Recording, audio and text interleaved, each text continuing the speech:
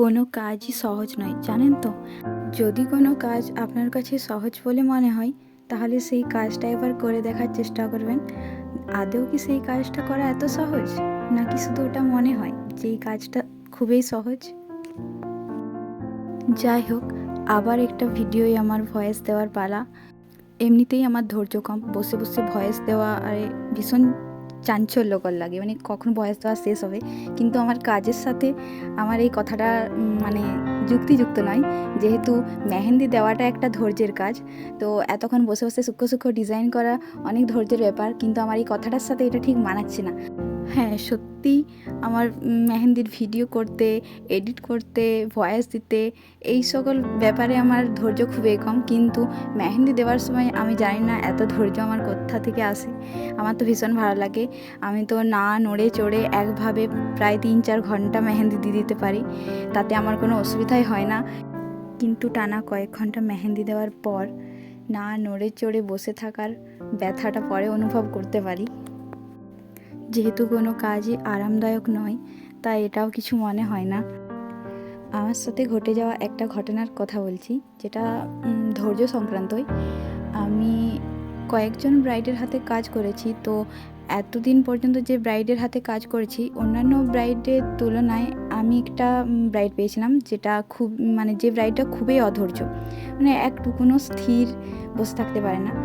তো যখন একটা হাত মেহেন্দি দিয়েছি, তখনই এত অধৈর্য হয়ে গেছে ব্রাইড, যে আমি ভাবছি এই একটা হাত কমপ্লিট করেছি, তারপরে এখনও আমার একটা হাত ফুল আছে, আবার একটা হাতের ব্যাক সাইড আছে। ততক্ষণ কি এই মেহেন্দিটা ঠিকঠাকভাবে সুরক্ষিত থাকবে কি না, মানে আমি ছবিটা ভালো করে নিতে পারবো কি না, ভিডিওটা। তো এখানে যদি ব্রাইড অধৈর্য হয়, আমাদের মনে তখন এরকমটাই হয় যে লাস্ট অবধি আমি ছবি তুলতে পারবো তো একটা ভালো। আমি আমার কাজটাকে যে ধৈর্য সহকারে করছি, মানে সেই ব্রাইড তো সেটা সুন্দরভাবে রাখতে পারছে না। তাই তখন ব্রাইডের তুলনায় আমরাই বেশি চাপে থাকি যে আমরা পরিশ্রমটা করছি, সেই পরিশ্রমের ফলটার একটা সুন্দর ছবি নিতে পারবো তো। তাই যতক্ষণ না মেহেন্দিটা কমপ্লিট হচ্ছে, ততক্ষণ শুধু ব্রাইড না, আমরাও মেহেন্দিটাকে সুরক্ষিত রাখার চেষ্টা করি, যাতে ফাইনাল লুকটার একটা ভালো ফটো নিতে পারি।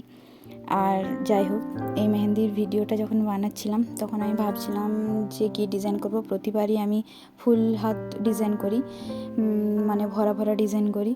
তো আগের ভিডিওটাও আমি একটু সিম্পল করেছিলাম, আর এটাও একটু ফাঁকা ফাঁকাই করলাম, কারণ প্রতিবার ভর্তি ভর্তি হাতে ডিজাইন করে আর ভালো লাগছে না। এরপর একটু হাতটা ফাঁকা ফাঁকা দেখতে ইচ্ছে করছে। তো এখানে আমি একটা বড় ফুল অ্যাড করেছি, আর তার পাশে পাশে ছোট ছোট এলিমেন্ট যোগ করেছি। আর আঙুলগুলো একটু ভরা ভরা ডিজাইন করব। ডিজাইনের ফাইনাল লুকটা দেখার জন্য অবশ্যই পুরো ভিডিওটা দেখুন, কীরকম লাগছে জানাবেন।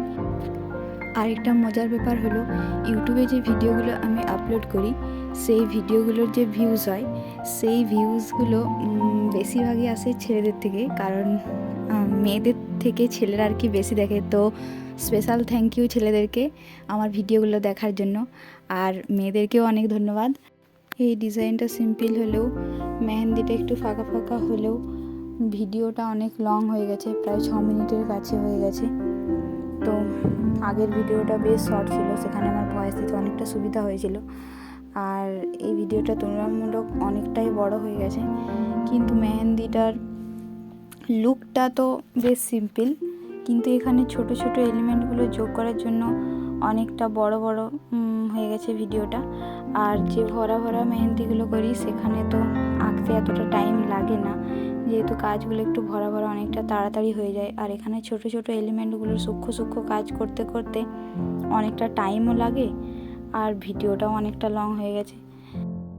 এই সিম্পল ডিজাইনে পাতা অ্যাড করলে দেখতে বেশি ভালো লাগে, বিশেষ করে কালার হয়ে যাওয়ার পর বেশি ভালো লাগে। যে জায়গাগুলো পাতা অ্যাড করা থাকে, সেই জায়গাগুলোয় কালারটা বেশ ডিপ আসে আর দেখতে ভালো লাগে। এখানে যে ছোট ছোট এলিমেন্টগুলো যোগ করছি, এগুলো একটু হালকা কাজ তো, আর পাতা যেখানে অ্যাড করছি সেটা একটু ডিপ। রং হয়ে যাওয়ার পর ওই হালকা আর পাতার যে ডিপ কালারটা, কম্বিনেশনটা বেশ সুন্দর লাগে দেখতে। আর আমি এখানে আঙুল দুটোতে পাতা অ্যাড করলাম, আর যে আঙুল 3টে ফাঁকা আছে, সেই আঙুলগুলো আমি একটু ভরা ভরা কাজ করছি, তো যাতে দেখতে ভালো লাগে। যেহেতু হাতটা ফাঁকা ফাঁকা ডিজাইন আছে, তাই আঙুলগুলো একটু ভর্তি করে দিচ্ছি। আর আঙুলের সামনের দিকে আমি ভরা না করে পরে ওই লিফগুলো অ্যাড করলাম, যাতে একটু ভালো লাগে দেখতে। এই সিম্পল ডিজাইনগুলোতে পাতা অ্যাড করলে জিনিসটা বেশি ভালো লাগে আমার মনে হয়। ডিজাইনটা প্রায় শেষের মুখে, জাস্ট আর একটা আঙুল। তো কেমন লাগছে জানাবেন, যদি ভালো লাগে অবশ্যই একটা লাইক দিয়ে যাবেন আমাকে উৎসাহিত করার জন্য। আর যদি ভালো না লাগে তাও জোর করে একটা লাইক দিয়ে যেতে পারেন। নেক্সট আমি আরও ভালো করার চেষ্টা করব। যাই হোক, আমার ভিডিওটা তো শেষের মুখে, কিন্তু আপনাদেরও ধৈর্য কম নয়। এই যে ধৈর্য সহকারে আমার ভিডিওটা দেখলেন, তার জন্য অনেক অনেক ধন্যবাদ। যাই হোক, আমার চ্যানেলটা সাবস্ক্রাইব করে রাখবেন আরও ভিডিও দেখার জন্য এবং আরও গল্প শোনার জন্য। ধন্যবাদ।